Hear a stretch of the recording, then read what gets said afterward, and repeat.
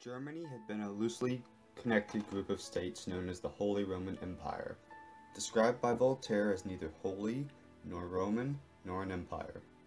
Although after Napoleon's occupation, they began to come together. So at that point it came down to who would rule them, Austria or Prussia. Bismarck led with decisive wars and his knowledge of law and politics. This is shown in the 3 wars leading up to the unification of Germany and his rise to power. In consequence of his leading, he left a legacy of German military power and culture.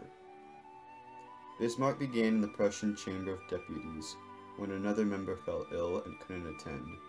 So Bismarck, a member of the land-owning elite known as a Junker, took his place. This was the lower house of the Prussian Diet, but it wasn't long until he was appointed as the Prussian representative in the federal Frankfurt Diet. This was because the king found Bismarck's very conservative views more appealing than the liberal ideas that began to sweep across Europe. Bismarck's time in Frankfurt showed him the way the rest of the world viewed Prussia in comparison to Austria. Prussia was seen as second to the long-ruling Habsburg of Austria, and this threatened his conservative ideas of Prussia. From then on, he had the motivation to lead Prussia ahead of Austria in the unification of Germany. Bismarck was then quickly appointed ambassador of Russia and then France for brief stints where he learned from their culture. In this time, Wilhelm, the King of Prussia, was struggling with the Chamber of Deputies over the budget. The king wanted more powerful military, while the chamber wanted shorter required service and less funding for the military. So Wilhelm called Bismarck back and appointed him to both Prime Minister and Foreign Minister under Bismarck's request, a first in Prussian history. Now, Bismarck had the influence he needed to lead Prussia. The first thing Bismarck did under his new position was to deal with the liberal uprising in the Prussian Diet that was trying to cut down on Prussia's military, something Bismarck had highly opposed to. So after attempting many compromises that failed, mainly because of Wilhelm's unwillingness to cooperate, Bismarck had to try a different approach. Instead of making any changes at all, using his knowledge of the law, he continued with the old budget and used the general tax to pay for the military. From then on, Bismarck gave Prussia and later Germany a legacy of strong military influence. After solving the dispute between the Diet, he was at a higher standing with the King Wilhelm. This made it much easier to lead Prussia and turn his eyes to his bigger goals, because now he would work through the king. The first thing was to increase Prussia's strength and influence in the eyes of the other German states, and that meant Bismarck had to prove that Prussia was the better over Austria, which had been the head of the Holy Roman Empire for over 400 years. Although Bismarck couldn't simply attack Austria, instead, he provoked Austria into starting a war through his knowledge of politics. There was a conflict between Denmark and the lands of Holstein and Schleswig. That escalated when Denmark declared the 2 German states as part of Denmark. So Bismarck convinced Austria to ally with Prussia against Denmark to free the 2 states. The Austrian and Prussian alliance defeated Denmark, who spent little effort in the defense of the states because it lacked a cultural connection to them. Then, with the Convention of Gastein, Bismarck took the lead and divided the 2 territories as Schleswig to Prussia and Holstein to Austria. This was a problem from the beginning because Austrian residents and officials now had to travel through the new Prussian land of Schleswig to get to Holstein. This gave Bismarck an ample reason to declare war, but he wouldn't leave it at that. Bismarck first made sure that Russia would not get involved, and that Italy would ally with them against their shared enemy of Austria. This way Prussia wouldn't have to fight either a multi-front war with Prussia getting involved, or have to worry with lacking troops because Italy would help supply them. This conflict was known as the 7 Weeks' War, because as the name implies, it only lasted 7 weeks. This short time frame was ensured by Bismarck so that no other country would have a chance to get involved and send aid to Austria. In the end, the war was a clear victory from the beginning, but it had 2 very important consequences. The first was the Peace of Nikolsburg, in which Hanover, Hesse-Kassel, and Nassau and Frankfurt were annexed, and the leaders of Hanover and Hesse were removed. This generated quite a bit of support for Bismarck and his Prussia, among the middle class, liberals, and among those new states, now giving them the opportunity to join him later. The other was, this showed Prussia as the most powerful state within the Holy Roman Empire, and brought Austria down to a second-rate power, allowing Bismarck to set up his own Bund.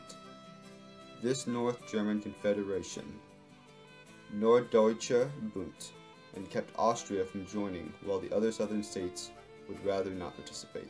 Bismarck now led Prussia and the northern German states. But to have a united Germany, he needed the south. They were neither liberal, nor had a large middle class like the north, but were Catholic conservative farmers that had great disdain of the north. But they did share one thing in common. They disliked France. Once again, Bismarck used his insight of politics to give a valid excuse to start a war. This came in the form of the Ems telegram. At the time, Spain needed a new king, so they turned towards Prussia and asked a cousin of the King of Prussia. France didn't like the idea of Prussia gaining an ally in Spain, so France demanded that the king neither allow his cousin to take the throne, nor any one of Prussia to accept it in the future. The king accepted the prior but declined the latter. This was all recorded in the Ems telegram, or Emser Depesche, and sent to Bismarck. All this would have been fine had Bismarck not made some edits that would insult, offend, and incite war.